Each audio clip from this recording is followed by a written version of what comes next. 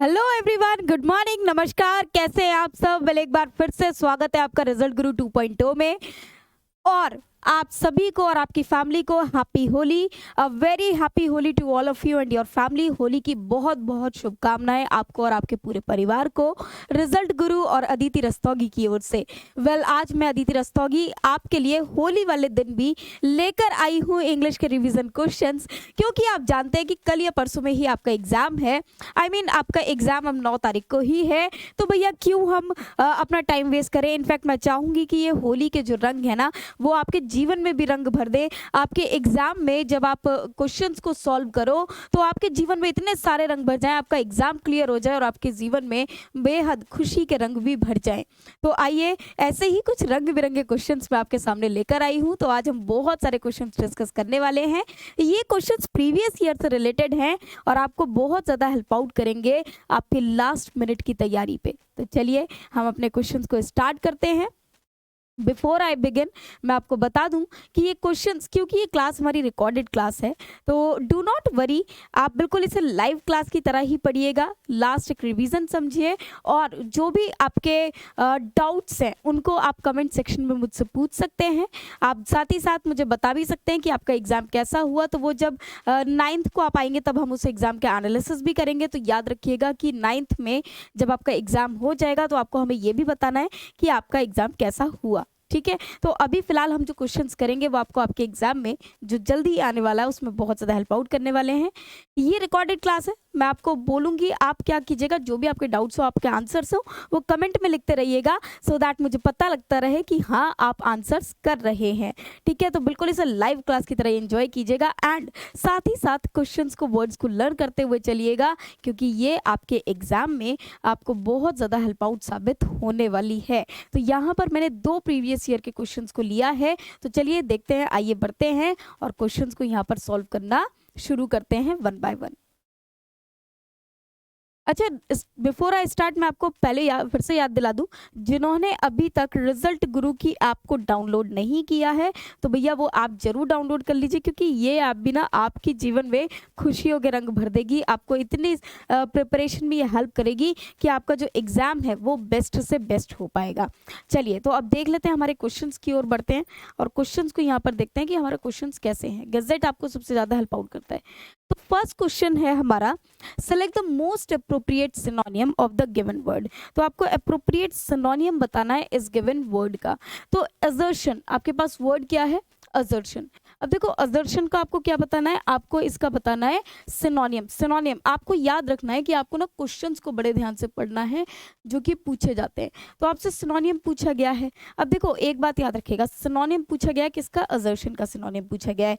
Assertion क्या होता है? जब हम कोई चीज़ एक अनुमान लगाते हैं, मतलब एक अपने पास से एक कॉज लिखते हैं कि हाँ ये चीज़ हो सकती है, तो वो होता है असर्शन होता है, जब किसी चीज़ को एक निकाला जाए, फिगर आउट किया जाए। अब इसका सिनोनियम क्या हो जाएगा? जल्दी से सोचिए, क्या वो डिस्कशन होगा, रिजेक्शन होगा, डिक्लेरेशन होगा, कंटिन्यूशन? तो असर्शन सिर्फ एक होता है कि आपने सोच रहे हैं, आप ये कहना चाहते हैं या कुछ भी, जब उसका डिक्लेरेशन कर दिया जाए तो वही इसका क्या हो जाता है? सिनोनियम हो दिया जाता है। ठीक है, वही इसका क्या हो जाएगा? सिनोनियम। कि आप उसको जब बताएंगे कि आपको क्या करना है, क्या चीज़ डिक्लेयर की जा रही है, तो उस बात का, जो बात आप डिक्लेयर करते हैं, वो क्या हो जाता है? आपका डिक्लेरेशन। तो वो इसका सिनोनियम हो जाएगा। तो इसका आंसर आपका हो जाएगा सी। तो सी इज द करेक्ट आंसर। तो चलिए आइए बढ़ते हैं अब हमारे नेक्स्ट क्वेश्चन की ओर, देखते हैं नेक्स्ट क्वेश्चन का आंसर किसके पास है। तो चलिए नेक्स्ट क्वेश्चन की ओर आ जाते हैं। नेक्स्ट क्वेश्चन में आपसे रॉन्गली स्पेल्ड वर्ड पूछा गया है। क्या पूछा गया आपसे? रॉन्गली स्पेल्ड वर्ड, मतलब ये जो चारों वर्ड लिखे हुए हैं इनमें से एक स्पेलिंग ऐसी है जो कि करेक्ट नहीं है, और वही आपको बतानी है कि इनमें से कौन सी वो स्पेलिंग ऐसी है जो कि करेक्ट नहीं है। तो जल्दी से बताइए कि इनमें चारों स्पेलिंग्स में से कौन सी ऐसी स्पेलिंग है जो कि इनकरेक्ट है। अब यहाँ पर वर्ड है ऑफुली, अनड्यूली, अनरूली, फेथफुली। जल्दी से बताइए कि इनमें से कौन सी इनकरेक्टली स्पेलिंग है। तो देखिए, यहाँ पर अगर हम देखें तो ऑफुली बिल्कुल करेक्टली स्पेल्ड है, अनड्यूली भी आपका करेक्टली स्पेल्ड है, अनरूली भी करेक्टली स्पेल्ड है। फेथफुली की बात करें तो ये इनकरेक्ट है। फेथफुली की जो करेक्ट स्पेलिंग होती है वो क्या होती है? FAITH और साथ में आ जाएगा FULLY। तो भैया इसमें LLY आता है, इसलिए यही हमारा करेक्ट आंसर हो जाएगा। तो डी हमारा करेक्ट आंसर हो जाएगा। ठीक है, डी हमारा क्या हो जाएगा? करेक्ट आंसर हो जाएगा। तो चलिए बढ़ते हैं नेक्स्ट क्वेश्चन की ओर। नेक्स्ट क्वेश्चन देख लेते हैं। नेक्स्ट क्वेश्चन क्या है भैया, करेक्ट पैसिव वॉइस बताना है आपको, पैसिव फॉर्म बताना है। और एक्टिव पैसिव आप अच्छे से जानते हैं कि बहुत ही ज़्यादा सिंपल और अच्छे क्वेश्चंस होते हैं जब हम एक सेंटेंस को एक्टिव से पैसिव में कन्वर्ट करते हैं। आपको सिर्फ एक रूल को फॉलो करना होता है, that is it be done. It be done का मतलब क्या होता है कि object on the subject place, फिर बी की फॉर्म जिसे हम is are am was were के नाम से जानते हैं, फिर मेन वर्ब की कौन सी फॉर्म चाहिए होती है, हमको थर्ड फॉर्म चाहिए होती है। और इस तरह से एक सेंटेंस एक्टिव से पैसिव में कन्वर्ट कर दिया जाता है। तो चलिए मैं साइड में हट जाती हूँ, आप जल्दी से मुझे बताइए कि इस एक्टिव वॉइस का पैसिव क्या बनेगा। जल्दी से सोचिए सोचिए सोचिए। चलिए तो मैं बता देती हूँ क्या होगा।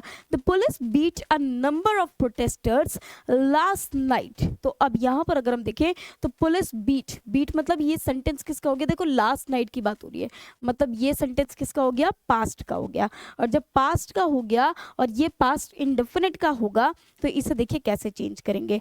हम इसे चेंज करने के लिए पैसिव में यहाँ पर क्या हो जाएगा, a number of protesters had beaten. कभी भी एक्टिव से सेंटेंस जब पैसिव में चेंज होता है तो उसकी टेंस को चेंज नहीं किया जाता।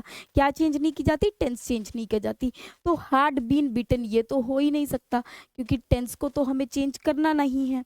दूसरा, अ number of protesters were being beaten by the police last night. तो ये वर बीइंग ये आपका कंटिन्यूस में आ गया और कंटिन्यूस में भी यूज नहीं होगा, है ना। फिर a number of protesters has been beaten by, अब यहाँ पर क्या हो गया, अब police beat a number of, तो हैज बीन भी नहीं आएगा। तो यहाँ पर क्या आ जाएगा, अ नंबर ऑफ प्रोटेस्टर्स, अब प्रोटेस्टर्स प्लूरल है तो क्या आ गया, were beaten by the police last night. ये हमारा करेक्ट सेंटेंस हो जाएगा। तो डी हमारा करेक्ट आंसर हो जाएगा जिसमें हमने पास्ट का प्रयोग किया। तो अब हम देखेंगे कि जब टेंसेस चेंज नहीं करते तो हमारा जो फर्स्ट ऑप्शन है, सेकंड ऑप्शन है, थर्ड ऑप्शन है, ये एलिमिनेट हो जाएगा और इसीलिए हमारा आंसर क्या हो जाएगा, डी हो जाएगा। क्योंकि जब एक सेंटेंस एक्टिव से पैसिव में चेंज होता है तो टेंसेस में भैया कोई भी चेंज नहीं किया जाता। इनफैक्ट जो टेंस है, बस जो फॉर्म है उसी फॉर्म में वो सेंटेंस रहना चाहिए। आई होप ये क्लियर हुआ होगा आपको। तो चलिए जल्दी से बढ़ जाते हैं नेक्स्ट क्वेश्चन की ओर, देखते हैं नेक्स्ट क्वेश्चन का आंसर किसके पास है। Select the most appropriate meaning of the given idiom. अब आपसे एक ईडियम पूछा गया है, अप इन आर्म्स। तो जल्दी से मुझे बताइए कि अप इन आर्म्स का मीनिंग क्या होगा। Angry about something, give up, fighting and surrender, divide into armed groups या throw up arms in joy. तो जल्दी से बताइए कि अप इन आर्म्स इस ईडियम का मीनिंग क्या होना चाहिए। यस तो जल्दी से आपको सोचना है अप इन आर्म्स का मीनिंग क्या होगा।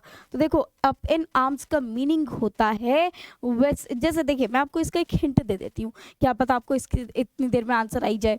जैसे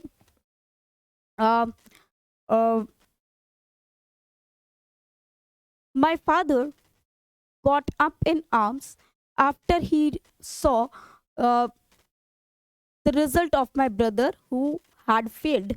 तो अब बताइए जल्दी से इसमें क्या हो जाएगा। तो अप इन आर्म्स का मतलब होता है to get angry about something, किसी चीज़ के लिए बहुत ज़्यादा गुस्सा हो जाना। तो इसका करेक्ट आंसर हमारा क्या हो जाएगा, A will be the correct answer. A हमारा करेक्ट आंसर हो जाएगा। तो ए बिल्कुल करेक्ट आंसर हो जाएगा। क्लियर होती है बात। तो चलिए जल्दी से बढ़ जाते हैं नेक्स्ट क्वेश्चन की ओर, देखते हैं नेक्स्ट क्वेश्चन का आंसर किसके पास है। तो चलिए जल्दी से बढ़ जाते हैं नेक्स्ट क्वेश्चन की ओर। देखो आपने देखा कि मैं डिफरेंट कलर्स को यूज़ कर रही हूँ। इसका रीज़न ये है कि मैं चाहती हूँ कि ये होली आपके लिए बहुत ज़्यादा रंग बिरंगी साबित हो। तो ये जो डिफरेंट कलर्स मैं यूज़ कर रही हूँ इसे अपने गुलाल समझकर इसको देखिएगा कि ये जो गुलाल है ये कहीं ना कहीं आपके एग्ज़ाम में आपको तिलक लगाने वाला है, मतलब ये कहीं ना कहीं आपका एग्ज़ाम बहुत ज़्यादा अच्छा कराने वाला है। तो ये ऑल द बेस्ट कलर्स है आपके लिए। तो नाउ अब देख लेते हैं एक बार कि हमारा क्वेश्चन क्या है। तो in the following passage some words have been deleted, fill in the blanks with the help of alternative given, select the most appropriate option for each blank. मतलब ये जो first second third fourth fifth ये दे रखे हैं तो आप ये मान सकते हैं कि ये क्या है, क्लॉज टेस्ट है। तो आपको इसको फिल करना है। तो चलिए हम पहले एक बार इसके ऑप्शंस देख लेते हैं कि ऑप्शंस क्या क्या हैं।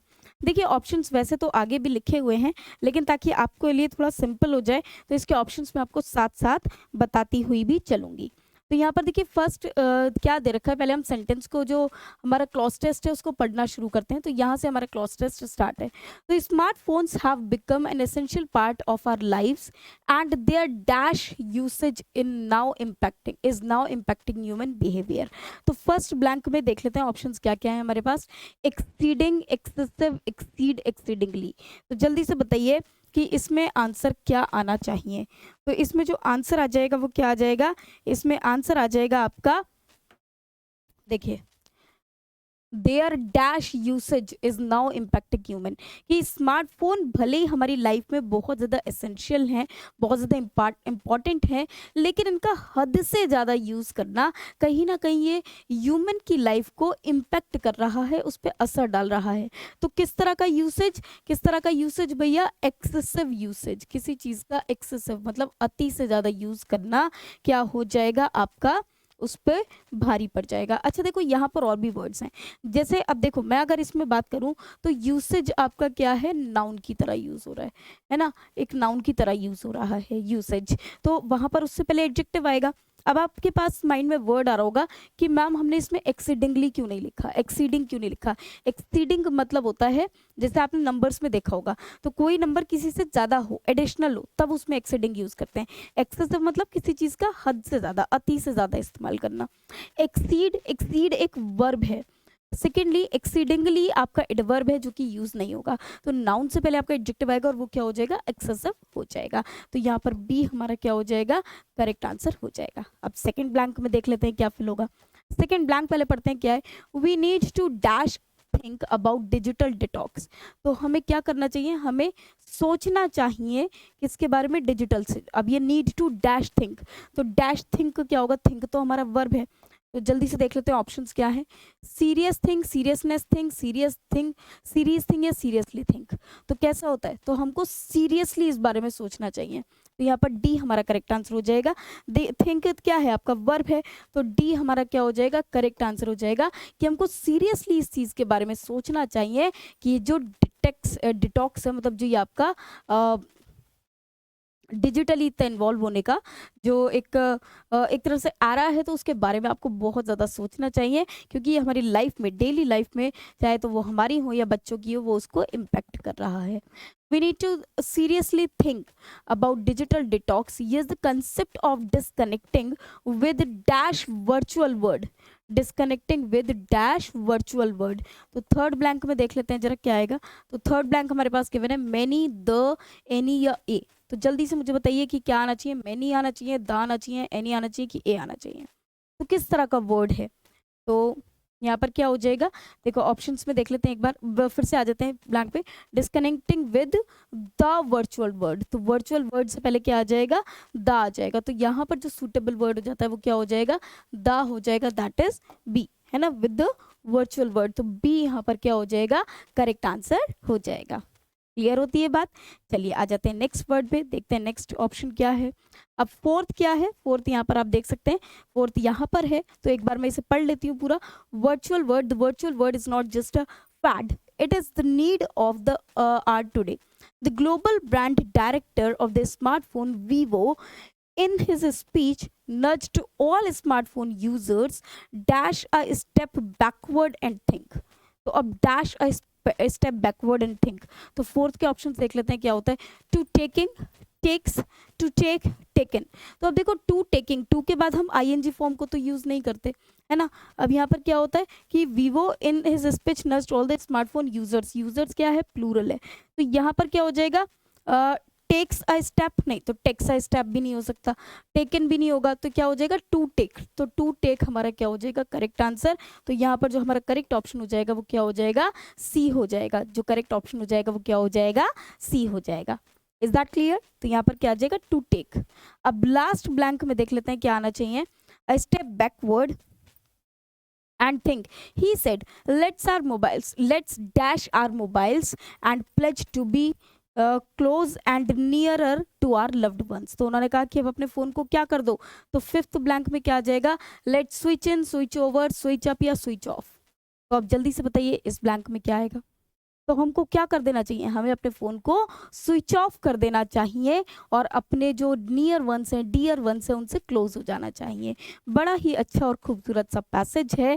तो यहाँ जो इसका करेक्ट आंसर हो जाना चाहिए वो आपका क्या हो जाना चाहिए कि आपको क्या कर देना चाहिए, स्विच ऑफ कर देना चाहिए अपने फ़ोन्स को, है ना। तो डी हमारा क्या हो जाएगा, करेक्ट आंसर हो जाएगा। D will be the correct answer.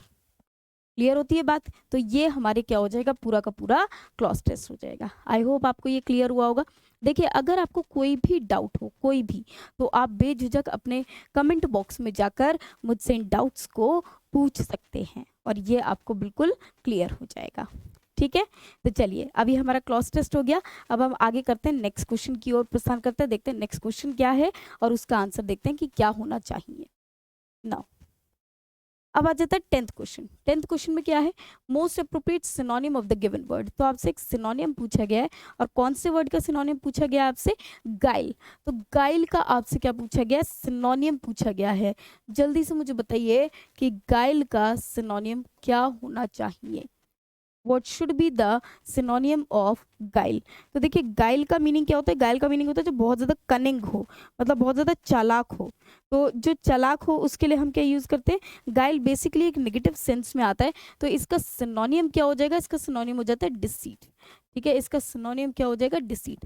गाइल का मीनिंग क्या होता है, आप कह सकते हैं कनिंग, जैसे आप कह सकते हैं as guile as a fox, है ना, या गाइल लाइक अ फॉक्स। तो गाइल का मतलब क्या होता है, कनिंग, चालाक, क्लेवर, और ये नेगेटिव मैनर में होता है। तो गाइल का मीनिंग क्या होता है, जो डिसीट करे। अब इसमें और भी वर्ड है जैसे इंट्यूशन। तो इंट्यूशन जो हमारे मन का एक जो हमारे मन में होता है कि हमें ऐसी इंट्यूशन हो रही है, तो मतलब जो हमारे एक तरह से एक सिक्स सेंस होता है कि क्या कहना चाह रहा है, इंट्यूशन अंदर से, है ना। तो जो भावना रहती है। सरफीट बेसिकली सरप्लस के लिए यूज करा जाता है। सिंसियरिटी वी नो वेल, कि जैसे जो हमारी एक सिंसियरनेस है, हमारी सीरियसनेस है, जो हम किसी भी वर्क की तरफ दिखाते हैं, तो सिंसियरिटी जो ऑनेस्टी, इंटीग्रिटी को शो करता है। अब नेक्स्ट वर्ड पे आ जाते हैं। नेक्स्ट वर्ड क्या है, देखिए, select the most appropriate option to substitute the underline segment in the given sentence. अब आपको अंडरलाइन सेगमेंट को आपको इंप्रूव करना है। इसमें अंडरलाइन सेगमेंट क्या है वो मैं आपको बता देती हूँ एक बार। तो इसमें अंडरलाइन सेगमेंट देख लेते हैं। तो यहाँ पर क्या हो जाएगा, yes, to be so durable as, इसमें है be so durable. Lenovo has launched ThinkPad X1 Fold, the world's first foldable laptop which is claimed to be so durable as, ये लाइन अंडरलाइन है, to as its other devices. तो इसको आपको क्या करना है, आपको इसे इम्प्रूव करना है। मतलब ये हो सकता है कि गलत लिखा हुआ हो, हमें इससे क्या करना है, रेक्टिफाई करना है, इसको रिप्लेस करके करेक्ट सब्सटीट्यूशन इन ऑप्शंस में से फिल करना है। तो बताइए, सोचिए कि क्या हो सकता है। अब देखिए मैं आपको बता दूं कि क्या होगा।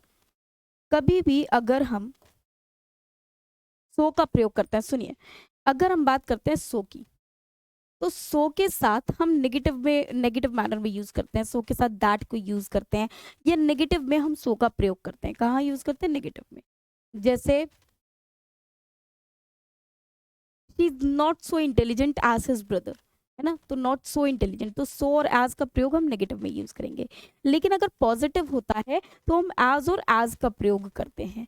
तो यहाँ पर क्या हो जाएगा, Lenovo has launched ThinkPad Fold, the world's first foldable laptop which is claimed to be so durable as। तो क्योंकि नेगेटिव नहीं है, ये पॉजिटिव है, और जब पॉजिटिव है तो हम सो की जगह यहाँ पर क्या यूज करेंगे, एज यूज करेंगे। To be as durable as its other devices, जो बाकी सारे डिवाइसेस की तरह ही ड्यूरेबल है, मतलब बहुत लंबे समय तक यूज़ किया जा सकता है। तो यहाँ पर to be the most durable as, तो ड्यूरेबल एज मोस्ट के साथ हम एज का प्रयोग नहीं करेंगे। सुपरलेटिव और पॉजिटिव डिग्री एक साथ यूज़ नहीं करेंगे। नो इम्प्रूवमेंट इसलिए नहीं आएगा क्योंकि ऑब्वियसली हमको एरर तो उसमें नज़र आ रहा है सेंटेंस में। बी वेरी ड्यूरेबल एज, तो नहीं, ये भी नहीं होगा। यहाँ पर क्या हो जाएगा, to be as durable as. तो डी हमारा करेक्ट आंसर हो जाएगा। ठीक है, तो डी हमारा क्या हो जाएगा, करेक्ट आंसर हो जाएगा। तो D will be the correct answer. I hope this is clear to you all.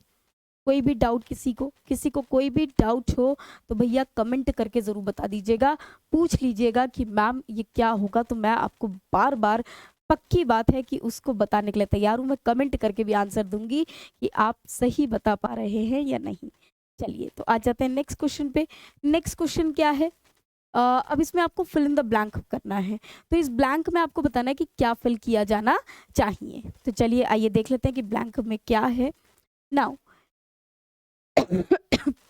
if the video clip of the murder had not been shared on social media, the word would likely have remained dash of the tragedy. तो अगर video clip को जो कि murder की है उसको ना चलाया गया होता सोशल मीडिया पर, तो हो सकता है कि वर्ड को आज तक के बाद शायद रिमेन किया था ऑफ द ट्रेजेडी।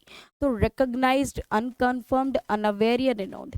तो देखो अगर वो ना चलाया गया हो तो मतलब किसी के जहन में वो बात ही नहीं होती, किसी को पता ही नहीं होती। और जब किसी को पता ही नहीं चलती तो वो क्या हो जाता, have remained, would likely have remained, recognized तो recognize तो होगा नहीं, unconfirmed, unaware या क्या हो जाएगा। तो किसी को कुछ पता ही नहीं लग पाता तो वो कैसा हो जाता, अनअवेयर हो जाता। उस ट्रेजेडी के बारे में कैसा रहता, वर्ड अनअवेयर रहता, अगर उसको सोशल मीडिया पर नहीं चलाया गया होता। तो सी हमारा क्या हो जाएगा, सी हमारा एब्सोल्युटली करेक्ट आंसर हो जाएगा कि दुनिया इस बात से बिल्कुल अनअवेयर रहती, मतलब इसके बारे में जान ही नहीं पाती, कभी किसी को पता ही नहीं चलता कि ऐसा कैसे हुआ, कब हुआ, किसने किया, जो भी है। तो ये हमेशा एक मिस्ट्री रह जाती है। आप कह सकते हैं कि ये हमेशा इसके बारे में इनफैक्ट पता ही नहीं होता कि कभी ऐसा हुआ भी है। तो सी हमारा करेक्ट आंसर हो जाएगा। कोई डाउट किसी को, क्लियर है? जो भी डाउट हो तो भैया पूछ जरूर लीजिएगा। एंड आज भी मैं आपको स्टार जरूर दूंगी क्योंकि मुझे पता है स्टूडेंट्स आंसर कर रहे होंगे। तो जो भी आप आंसर सबसे ज़्यादा करेक्ट देंगे ना कमेंट में, मैं कमेंट में ही आपको पक्का स्टार्स देने वाली हूँ।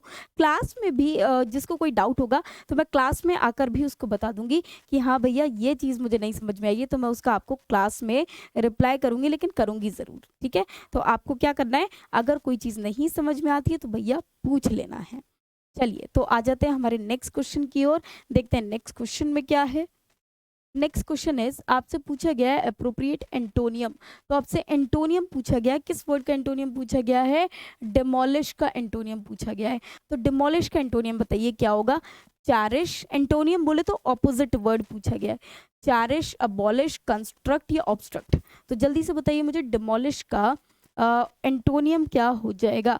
तो डिमोलिश का आपसे क्या पूछा है, एंटोनियम पूछा है। तो देखो जैसे आपने सुना होगा कि बिल्डिंग को डिमोलिश कर दिया गया, डिमोलिश मतलब ढा दिया गया, तोड़ दिया गया, है ना। ढा दिया गया मतलब उसको बर्बाद कर दिया गया, कोलैप्स कर दिया गया, तो तोड़ दिया गया। अब डिमोलिश का मतलब बिल्डिंग का गिर जाना, और जब बिल्डिंग को बनाया जाएगा तो उसको क्या बोला जाएगा, कंस्ट्रक्ट करना। तो इसका जो करेक्ट आंसर हो जाएगा वो क्या हो जाएगा, सी कंस्ट्रक्ट, सी फॉर कंस्ट्रक्ट ही इसका करेक्ट आंसर हो जाएगा। तो सी हमारा करेक्ट आंसर हो जाएगा। चारिश हैप्पी के लिए यूज करते हैं, ऑब्स्ट्रक्ट मतलब किसी को डिस्टर्ब करना, उसके लिए यूज कर लेते हैं। अबॉलिश भी एक नेगेटिव वर्ड हो जाता है, किसी को बर्बाद करने के लिए यूज हो जाता है, रुइन करने के लिए यूज हो जाता है।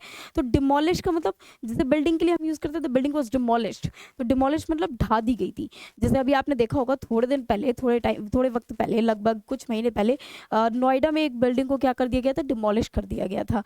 तो उसको कंस्ट्रक्ट करना और डिमोलिश करना, ये दोनों एक दूसरे के क्या हो जाते हैं, एंटोनियम्स हो जाते हैं। ओके चलिए, आप इसके सिनोनिम बोल सकते हैं, जैसे डिस्ट्रॉय करना, डिस्ट्रक्ट करना, तो ये इसके सिनोनिम्स हो सकते हैं। ठीक है, तो आइए चलिए बढ़ते हैं अब नेक्स्ट वर्ड की ओर, देखते हैं नेक्स्ट क्वेश्चन क्या है। रॉन्गली स्पेल्ड वर्ड आपसे पूछा गया है। फर्स्ट वर्ड है पॉपुलरली, बैगरली, सिंसियरली और जोकुलरी। तो जल्दी से मुझे बताइए कि इसमें करेक्ट स्पेलिंग कौन सी, मतलब कौन सा करेक्ट आंसर होगा, मतलब इनमें से कौन सा वर्ड ऐसा होगा जो कि इनकरेक्टली स्पेल्ड है। यस, तो इसमें हो जाएगी सिंसियरली। सिंसियरली की स्पेलिंग क्या होती है भैया, सिंसियर की स्पेलिंग अभी हमने थोड़ी देर पहले भी देखी है। यस, तो ये हो जाती है आपकी सिंसियरली की स्पेलिंग। तो आपका जो करेक्ट आंसर हो जाएगा वो क्या हो जाएगा, सी हो जाएगा। C will be the correct answer, C हमारा करेक्ट आंसर हो जाएगा, क्योंकि सिंसियरली की स्पेलिंग यहाँ पर गलत गिवन है। तो इनकरेक्टली स्पेल्ड वर्ड हमारा क्या है, सिंसियरली है। किसी को कोई डाउट यहाँ तक, क्लियर हो गई ये बात। चलिए तो अब जल्दी से बढ़ जाते हैं नेक्स्ट क्वेश्चन की ओर, देखते हैं नेक्स्ट क्वेश्चन का आंसर किसके पास है। नेक्स्ट क्वेश्चन है हमारा, select the most appropriate meaning of the given idiom. ये एक ईडियम आपको गिवन है और इसका आपको क्या बताना है, मीनिंग बताना है। अब ईडियम क्या है देख लेते हैं एक बार।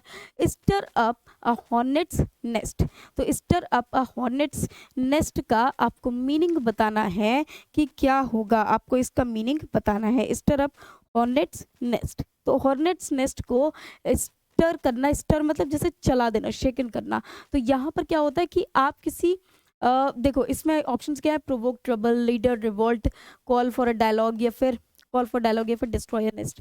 तो यहाँ पर अगर हम बात करें हॉर्नेट्स के नेस्ट को स्टर अप करना, मतलब उसको हिला देना, कि कोई नेस्ट बना हुआ आपने उसको हिला दिया, तो इसका मतलब होता है कि जो ट्रबल है उसको आपने प्रोवोक किया, मतलब उसको आपने उगा दिया। तो जो ट्रबल होगा उसको और ज़्यादा बढ़ावा कर दिया, है ना, मतलब एक तो परेशानी है, ऊपर से आपने उसको शेकन अप कर दिया कि मतलब अब प्रॉब्लम क्या होगी, और ज़्यादा बढ़ जाएगी। तो यहाँ पर इसका जो करेक्ट आंसर होगा वो क्या हो जाएगा, ए हो जाएगा, है ना, इसका आंसर क्या हो जाएगा, ए हो जाएगा, है ना। तो ए हमारा करेक्ट आंसर हो जाएगा। क्लियर होती है बात, तो ए हमारा करेक्ट आंसर हो जाता है। यस, इसे बहुत तरह से आप लिंक करके याद कर सकते हैं, और एक अच्छा ईडियम एंड फ्रेज है, एक न्यू ईडियम और फ्रेज है, और आपके प्रीवियस ईयर में आया हुआ फ्रेज है, तो बहुत ज़्यादा इंपॉर्टेंट भी है। तो इसका आंसर क्या हो जाएगा, ए हो जाएगा। नेक्स्ट क्वेश्चन, अब यहाँ पर क्या पूछा है आपसे, correct indirect speech of the given sentence. अब आपसे इस सेंटेंस की इनडायरेक्ट स्पीच को पूछा गया है, तो जल्दी से मुझे बताइए दोस्तों कि इसका इनडायरेक्ट स्पीच क्या फॉर्म होना चाहिए। चलिए तो एक बार सेंटेंस देख लेते हैं। देखो, do you attend the film festival at Goa every year.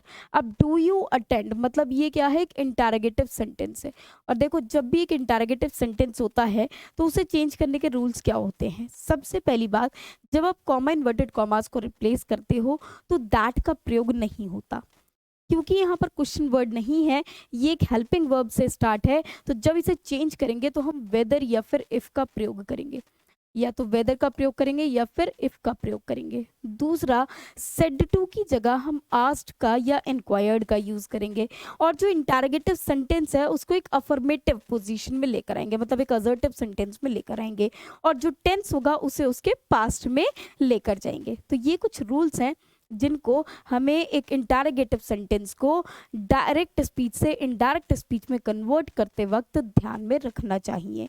Secondly, हमें सब्जेक्ट का भी ध्यान रखना चाहिए कि सब्जेक्ट अगर फर्स्ट पर्सन प्रोनाउन है, सेकंड पर्सन प्रोनाउन है या थर्ड पर्सन प्रोनाउन है तो उसको कैसे चेंज करेंगे। मैं एक बार आपको याद दिला दूं, अगर कोई सब्जेक्ट हमारा फर्स्ट पर्सन प्रोनाउन है रिपोर्टिंग स्पीच का, तो हम उसे चेंज करते हैं रिपोर्टिंग वर्ब के सब्जेक्ट के अकॉर्डिंग।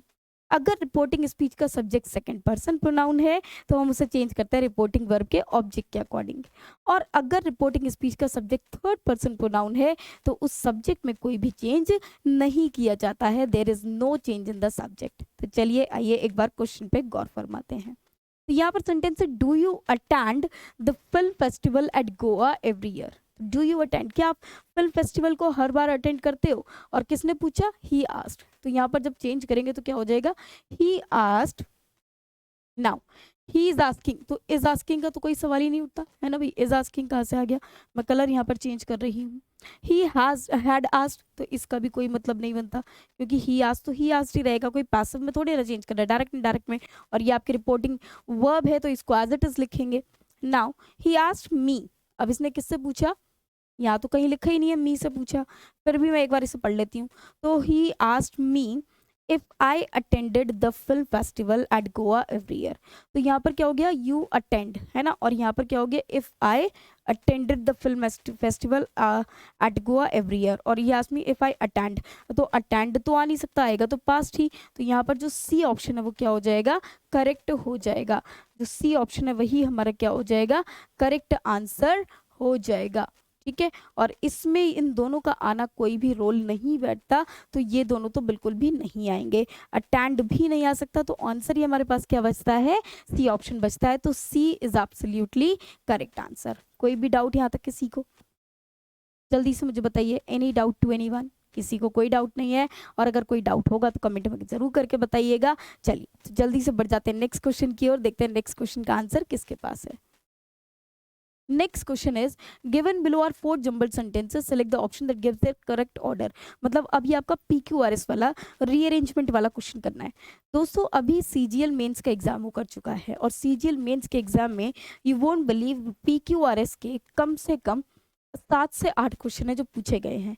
तो अब उम्मीद है कि सीएचएसएल में भी ये क्वेश्चन ज़रूर पूछा जाएगा। तो आपको बताना है कि इसका आंसर, इसका सीक्वेंस क्या बनना चाहिए। तो जल्दी से मुझे बताइए, ऑप्शंस भी आपको गिवन है, इनमें से एक करेक्ट आंसर होगा। मैं इसे थोड़ा-सा बड़ा आपके लिए कर देती हूँ। यहाँ से देखिए डायरेक्ट मैंने ए से आपको शो किया है। तो मुझे जल्दी से बताइए कि इसका करेक्ट पैसेज क्या बनना चाहिए। चलिए मैं इसको पैसेज को एक बार रीड करती हूँ आपके लिए, ताकि हम देख सकें कि फर्स्ट सेंटेंस क्या होना चाहिए। तो देखो यहाँ दे रखा है, this test is conducted on fully automated driving test track designed by Maruti Suzuki. अब दिस टेस्ट, तो कौन से टेस्ट की बात की जा रही है ये तो हमको अभी तक पता ही नहीं है। Each of these specific skills are to be tested and need to be completed successfully in under 7 minutes by the candidate। तो यहाँ पर भी each of these, अब ये these किसके लिए यूज करा गया ये भी हमें नहीं पता। तो जाहिर सी बात है मैं ए और बी को फर्स्ट सेंटेंस नहीं लूंगी। सी पर आ जाते हैं। It is a fully automated track having 6 segments to test specific driving skills। और अब आ जाता है D, the regional transport officers of Delhi have recently introduce the new driving test. तो मतलब जाहिर सी बात है कि डी हमारा क्या हो जाएगा, फर्स्ट सेंटेंस हो जाएगा। अब मैं आ जाती हूँ ऑप्शंस में।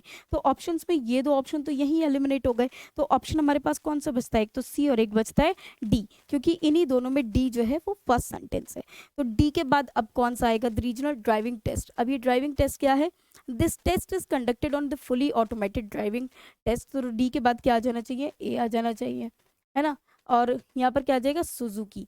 उसके बाद जी ए, और फिर क्या आ जाएगा C, it is a fully automated track having 6 segments to test specific driving skills. और फिर ड्राइविंग स्किल्स का जिक्र किया गया बी में। तो यहाँ पर आ जाएगा सी और फिर आ जाएगा बी। तो भैया जैसे ही मुझे पता चला था कि डी के बाद ए आएगा, तो मैंने तभी के तभी डिसाइड कर लिया कि हमारा जो करेक्ट आंसर हो जाएगा वो क्या हो जाएगा, डी हो जाएगा। D is absolutely correct answer. तो देखिए बहुत ज़्यादा सिंपल है, बिल्कुल भी डिफिकल्ट नहीं है। ऑप्शंस के अकॉर्डिंग अगर आप देखें तो आपको आंसर एकदम मिल जाना है। आपको सिर्फ क्या करना है, आपको सीधे ये पढ़ना है कि फर्स्ट सेंटेंस कौन सा होगा। अगर आपने वही आइडेंटिफाई कर लिया तो आप इजीली बता पाते हैं कि इसका करेक्ट रीअरेंजमेंट क्या होना चाहिए।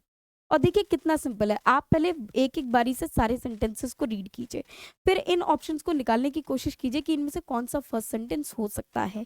फिर अपने ऑप्शंस पे आइए और ऑप्शंस पे देखिए कि वो कौन से ऑप्शंस हैं जो एज अ फर्स्ट सेंटेंस इसको लेते हैं, because now we are sure कि यही हमारा फर्स्ट सेंटेंस हो सकता है। अब जैसे ही हमने ऐसे ऑप्शंस को देखे तो हमने उससे रिलेटेड जो नेक्स्ट ऑप्शन है उसको पढ़ना शुरू किया, जिससे हमें एक एक लिंक मिलता चला गया और वो सेंटेंस हमारा क्या हो गया, कंप्लीट हो गया। तो यहाँ जो हमारा करेक्ट आंसर हो जाएगा वो क्या हो जाएगा, D will be the correct answer. This should be the manner, ये वो तरीका होना चाहिए, वो अप्रोच है जिससे आप अपने रीअरेंजमेंट को सॉल्व कर सकते हैं। चलिए तो जल्दी से आ जाते हैं नेक्स्ट क्वेश्चन पे। नेक्स्ट क्वेश्चन क्या है भैया, given below are 4 jumbled sentences. Again again आपसे क्या पूछा गया, रीअरेंजमेंट पूछा गया है। तो भैया अब इस क्वेश्चन में कोई भी गड़बड़ नहीं होनी चाहिए, प्रॉपर्ली आपको बताना है कि इसका रीअरेंजमेंट क्या चलेगा। यस जल्दी से मुझे सब बताएंगे कि इसका रीअरेंजमेंट क्या होगा। तो आपको कमेंट करके जल्दी से बताना है। फिलहाल मैं पढ़ लेती हूँ एक बार। The most well known among them is the purple frog needing immediate protection. Again among them मतलब किसी के जिक्र पहले किया जा चुका है, तो ये तो ऑब्वियसली फर्स्ट सेंटेंस नहीं होगा। The secret life of frogs is the first ever film of the amphibians of India. The film has been shot extensively. मतलब ये जो सी है ये कहीं ना कहीं बी के बाद आया होगा, सी बी से पहले नहीं आया होगा, क्योंकि बी में तो अभी का जिक्र किया गया है। इट शो केसेस, मतलब अभी हमें सब सब पता चल रहा है कि जो फर्स्ट सेंटेंस है वो कौन सा है, बी है। The secret life of frogs is the first ever film on the amphibians of India. अब बी के बाद अगर मैं बी में देखूं तो ये दो ऑप्शन है, इन दो ऑप्शन को हटा देते हैं, तो बी सी डी है या बी सी ए डी। तो ये भी पता चल रहा है कि भाई बी के बाद आएगा कौन सा, सी ही आएगा। तो the film has been shot extensively in the Western Ghats.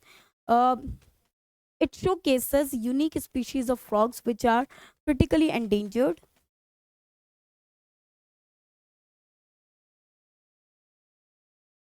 The most well known among them is the purple frog needing immediate protection। ये हो जाएगा आपका बी सी डी ए, ये आपका करेक्ट आंसर हो जाना चाहिए। तो ये आपका करेक्ट आंसर हो जाना चाहिए। तो देखते हैं कि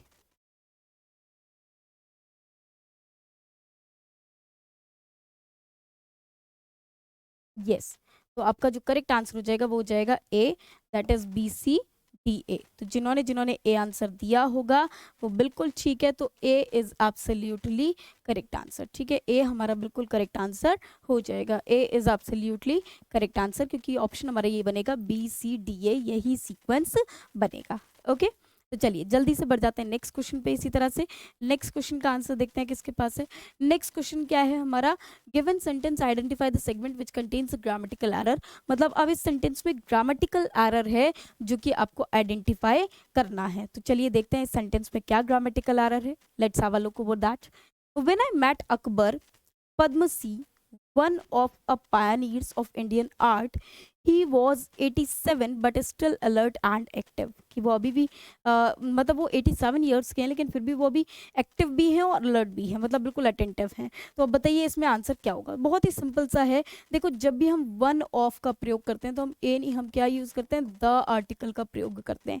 तो यहाँ जो एरर हो जाएगा, वन ऑफ द होता है, वन ऑफ आ नहीं होता। सबकी बात हो रही है तो इन सब में से एक, तो वन ऑफ द होता है, तो वन ऑफ द पायनियर्स। तो यहाँ पर जो करेक्ट आंसर हो जाएगा, he was 87 when I met but still active, तो वन ऑफ अ। तो ये जो लिखा हुआ है आपका डी ऑप्शन में लिखा हुआ है, तो डी हमारा क्या हो जाएगा, करेक्ट आंसर हो जाएगा। तो करेक्ट आंसर क्या हो जाएगा हमारा, D will be the correct answer. D हमारा एकदम बोले तो करेक्ट आंसर हो जाएगा। कोई डाउट यहाँ तक किसी को। चलिए जल्दी से बढ़ जाते हैं नेक्स्ट क्वेश्चन पे, देखते हैं नेक्स्ट क्वेश्चन का आंसर किसके पास है। अब आपको बताना है select the word which means the same as the group of words given. तो ये एक तरह से वन वर्ड सब्सटीट्यूशन है जो आपसे पूछा गया है। क्वेश्चन क्या है, that which is no longer useful, जो कि बिल्कुल नो लॉन्गर यूजफुल मतलब अब यूज में नहीं है, ज़्यादा से ज़्यादा आगे तक कोई यूज में अब नहीं है, तो वो क्या हो जाएगा, उसे हम बोलते हैं रेडंडेंट। उसको हम क्या बोलते हैं, रेडंडेंट। तो ए हमारा करेक्ट आंसर हो जाएगा, A will be the absolutely correct answer. Next question पे आ जाते हैं। नेक्स्ट क्वेश्चन क्या है, select the most appropriate option to substitute the underline segment. Again अब एक अंडरलाइन सेगमेंट है जिसको आपको सब्स्टिट्यूट करना है, मतलब या तो वो ग्रामेटिकली करेक्ट नहीं लिखा हुआ है या जैसे भी वो इनकरेक्ट है तो आपको उसको क्या करना है, रेक्टिफाई करना है। तो देख लेते हैं क्या है सेंटेंस।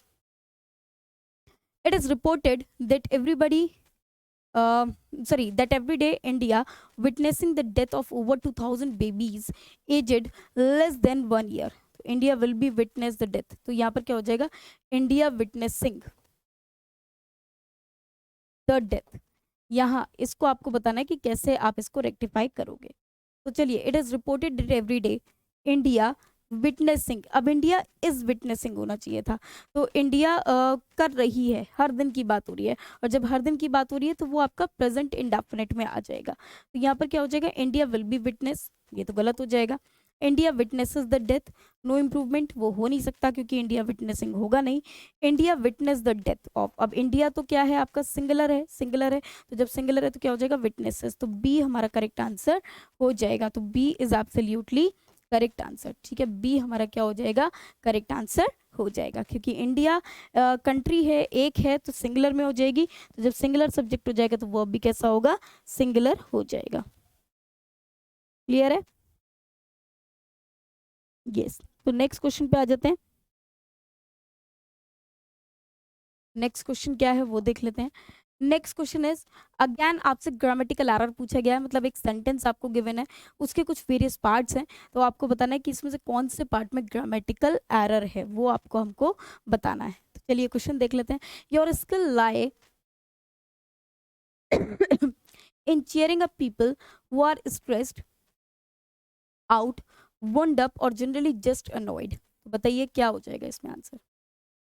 जल्दी से इसमें देखेंगे कि हमारा करेक्ट ग्रामेटिकल एरर क्या होना चाहिए, मतलब यहाँ पर ग्रामेटिकल एरर कहाँ पर होगा, ये एक बार देख लेते हैं। तो इसका जो ग्रामेटिकल एरर हो जाएगा,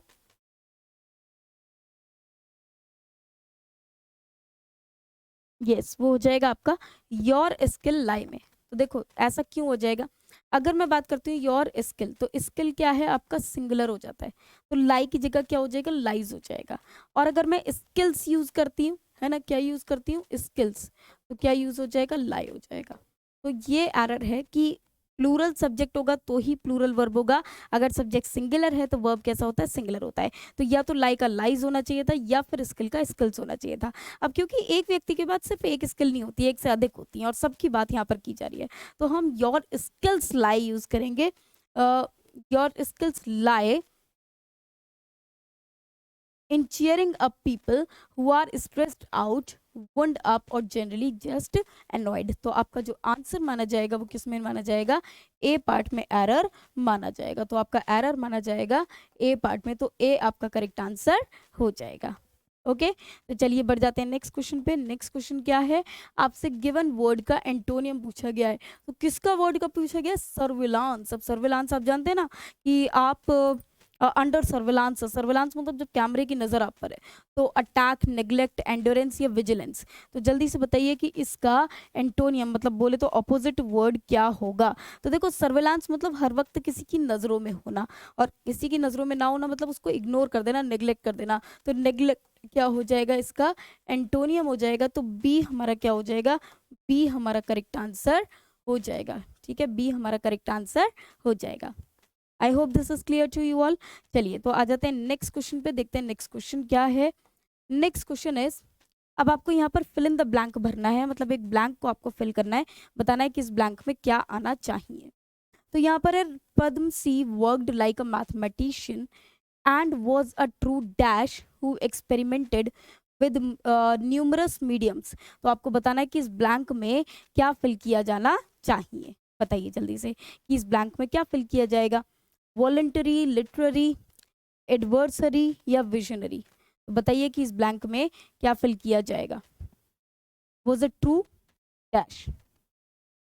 तो इसमें क्या आ जाएगा कि वो ट्रू विजनरी है। विजनरी मतलब जो आगे तक की सोच सकता है। तो यहाँ पर जो करेक्ट वर्ड हो जाएगा वो क्या हो जाएगा, विजनरी। यहाँ पर करेक्ट आंसर हो जाएगा, D will be the correct answer. Next question पे आ जाते हैं। Select the word which means the same as the group of words given. मतलब ये आपसे वन वर्ड सब्सटीट्यूशन पूछा गया है। तो समथिंग दैट इज जेन्युइन, जो चीज़ जेन्युइन हो, तो जो चीज़ जेन्युइन है वो कैसी होती है, ऑथेंटिक होती है। तो सी यहाँ पर क्या हो जाएगा, करेक्ट आंसर हो जाएगा। ठीक है, सी बिल्कुल करेक्ट आंसर हो जाएगा। नेक्स्ट क्वेश्चन पे आ जाते हैं। अब ये हमारा फिलहाल अभी का जो है वो लास्ट क्वेश्चन है। तो ये आपका आज का लास्ट क्वेश्चन होगा। अब नेक्स्ट क्लास में मतलब कल को हम मिलेंगे कुछ और नए क्वेश्चंस के साथ।